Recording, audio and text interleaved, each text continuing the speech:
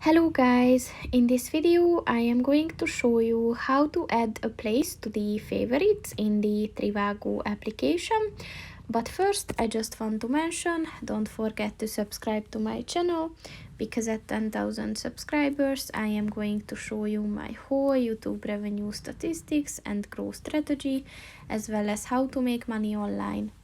Let's jump into it. First of all, open the application on your phone and then click on the Stays button at the bottom of the page on the left, and then select a destination, and then you have to select the date of your stay.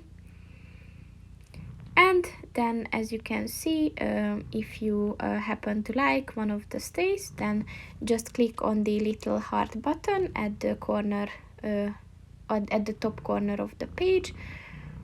And as you can see, it is added to the favorites, but if you want to make sure, then there's a favorites button at the bottom of the page, and if you click on that, you will find the place that you just saved.